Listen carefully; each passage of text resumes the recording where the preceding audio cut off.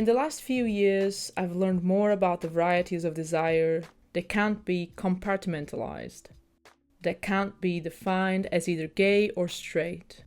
I've met other women who are infatuated with queens and transsexuals, but I still haven't found a definition. There is a sense of freedom in having a desire that has never been labeled. And the pictures in this book are not of people suffering gender dysphoria, but rather expressing gender euphoria. This book is about new possibilities and transcendence. The people in these pictures are truly revolutionary. They are the real winners of the battle of the sexes, because they chose to step out of the ring.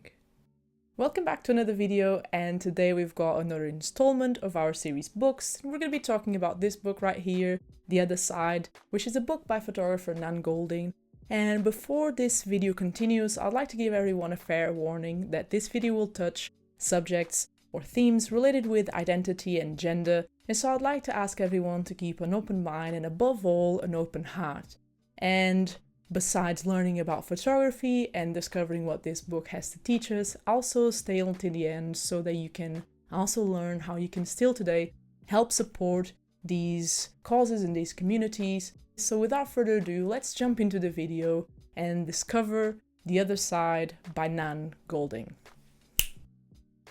The Other Side was a drag queen bar of Boston in the 1970s, where Nan Goldin describes coming to life.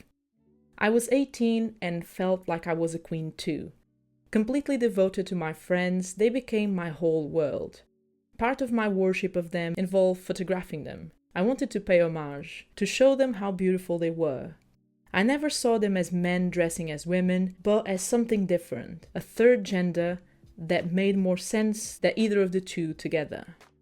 And these portraits, in particular the black and white portraits in the first few images of the book, are quite impressive, in the sense that they isolate the figure and highlight these details and nuances of character, which brings forward the idea of identity, gender and self, and how they might rely heavily on appearances, but really are all related to the little details and tributes of how someone moves, talks, poses, or gesticulates. And in my opinion, Nan Goldin is a photographer that is able to capture both body and soul, because she has this ability to be present and connected with her subjects in such a deep way that the uniqueness of her photos comes precisely from her ability to capture this. And this ability is fueled by the passion for what she does and the integrity regarding her work. And also by this emotional connection that is pure and not affected by ulterior motives such as recognition or fame.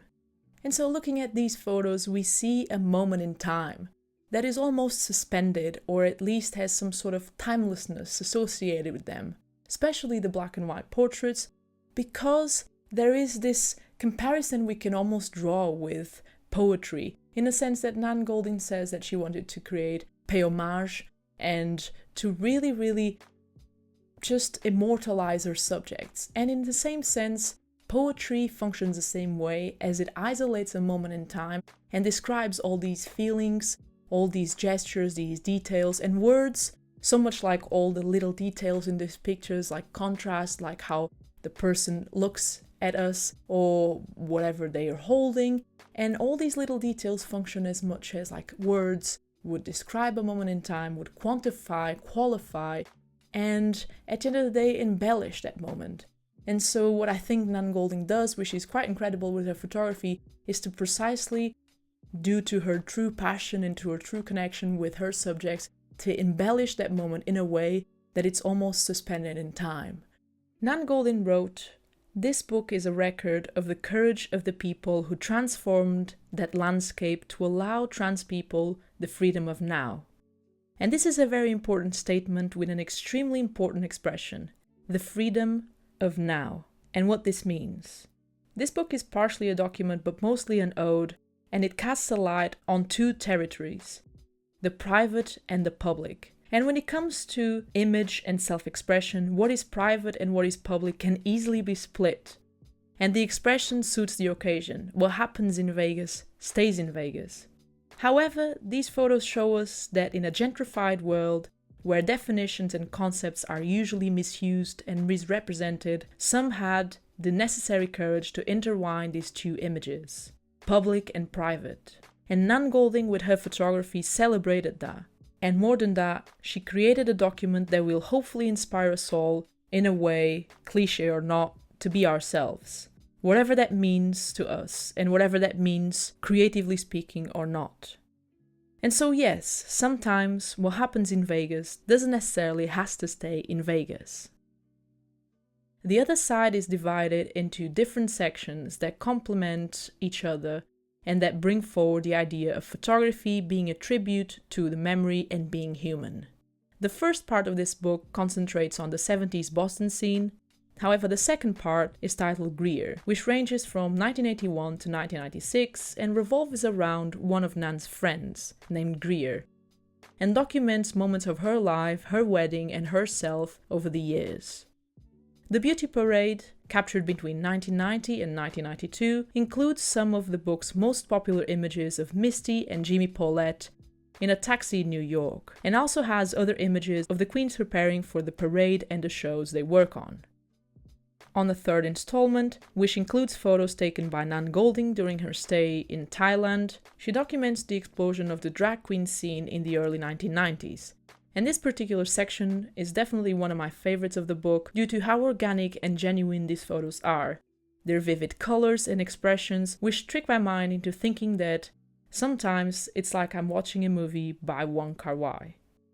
And lastly, two sections yet again dedicated to two particular people, the first titled Sunny, which follows Sunny, another of Nan's friends, during trips to Paris and Moscow between 2008 and 2010, and the last section titled Joey, which documents the moments the photographer spent with her friend from the early 1990s to the early 2000s. And Nan Goldin with her photography does precisely this, capturing of this intertwine, public and private. And what does this mean? And celebrates this courage and celebrates this, and by doing that, she influences all of us, the viewers, to also pursue what we want, to also do the projects that we want. And I think that's really important. And I also think that, creatively speaking, it's a lesson that we can take to that world. Photographically speaking, it's a lesson we can take to our photography. What do we want to do? How to pursue it? Where to go? And I think this is an important note. And going through this book is definitely an inspiring document because it documents something that happened. It teaches us how to capture intimacy, and it teaches us of the importance of carrying a camera around with us for those little moments with friends, family, or even with our own selves, and just create a document, but also something that celebrates life in a way.